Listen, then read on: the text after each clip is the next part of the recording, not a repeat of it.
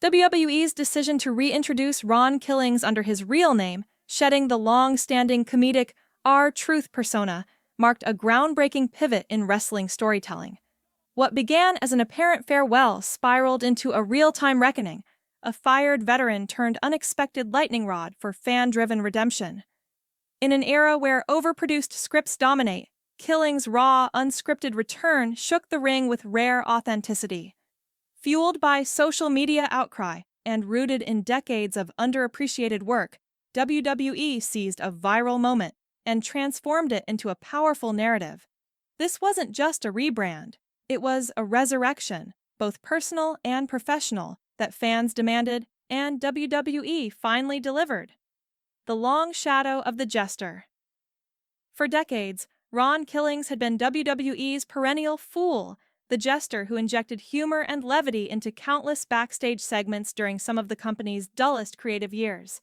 He held the 24/7 championship with the reverence and intensity of someone clutching the Intercontinental title itself, giving meaning and excitement to a belt that otherwise symbolized chaos and absurdity. His consistency was his superpower, the steady heartbeat that kept those segments afloat, even as his character became a punchline. But beneath the comedy and the misdirection, those who followed Killings' journey from TNA to WWE knew something vital. Killings was a gifted wrestler. He could cut promos with raw emotion and carry a story inside the ring, if only given the chance. For over a decade, the industry failed to offer him that space. The moment that changed everything. Money in the Bank 2025. When Money in the Bank came around, no one expected the spotlight to land on Killings. The event was carefully crafted as a spectacle, with John Cena and Logan Paul dominating the narrative as corporate heels, while Cody Rhodes and Jey Uso thrilled the crowd. The match was spectacle by design, larger than life and formulaic. But WWE, whether out of desperation, instinct, or sudden brilliance, allowed Killings to become the wrinkle that unraveled the script. His entrance, hooded and mysterious, wasn't just a gimmick. It was an unscripted spark of rebellion. The sprint, the belt shot, the dramatic hood removal revealing his face, raw and jarring. The crowd gasped. This wasn't nostalgia draped in cheap fan service. It was a reality check. A veteran who had just been cast aside returned not with a smirk or a wink, but with a scowl and a promise of reckoning. Burning the clown suit, a transformation of identity. Ron Killings cutting off his trademark hair on Raw was more than a physical change. It was a symbolic burning of an old identity, shedding the fool's garb to reveal the man beneath. This moment was raw and defiant, a rejection of the clown suit that had masked his true self for years. Fans didn't cheer out of sympathy. They cheered because they witnessed a man willing to start over, to reforge a legacy wrapped in contradictions. This was no mere rebranding for merchandising. It was a declaration of authenticity. WWE embraced this narrative, not by ignoring the awkwardness or complexity, but by amplifying it. They wove real-world backlash and unscripted tension into the storyline, blurring the lines between fiction and reality. The choice to let him compete as Ron Killings, his real name, wasn't cosmetic. It was foundational. In WWE, a name change signals character evolution, but rarely has that change been this earned and profound. The power of reality in wrestling storytelling. This arc isn't about slogans or catchy logos. It's about altering a deeply ingrained perception. Killings had long been typecast as chaos incarnate, the comedic detour. By reclaiming his real name, WWE sent a powerful message to fans and to Killings himself. The mask is off, and here stands a competitor, not a caricature.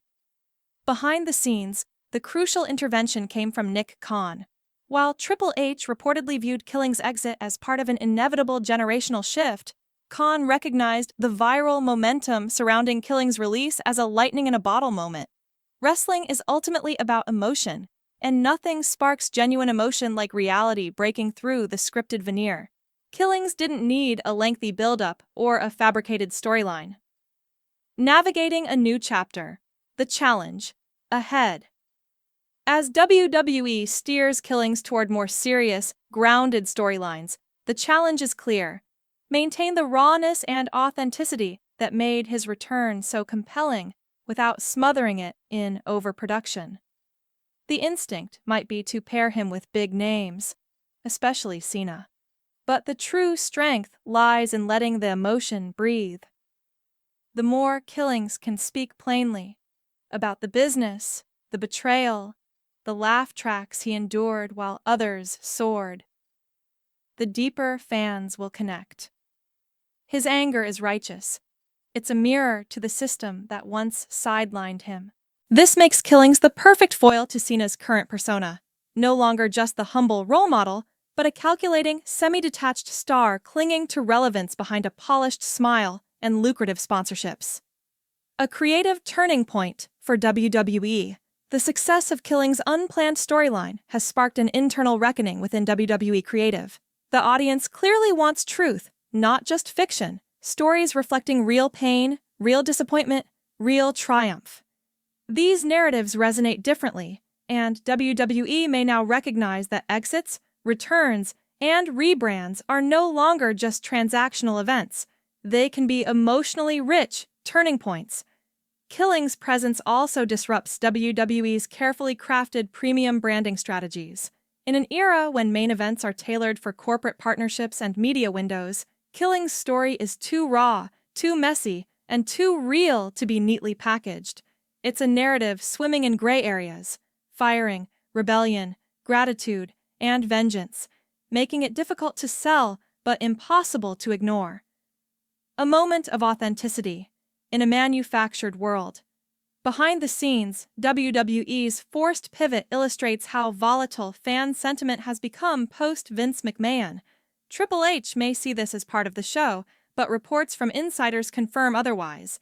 This wasn't scripted. It was a boardroom scramble.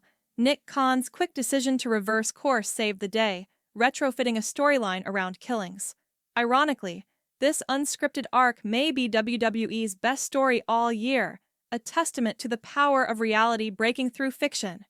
Ron Killings didn't return to finish a scripted story. He returned because his story had been ripped away. Now, serious, unsmiling, and raw, every move feels like a jab at the system that tried to sideline him. This arc is a redefinition of how talent exits and re-entries can happen, not by corporate design, but by the undeniable power of truth.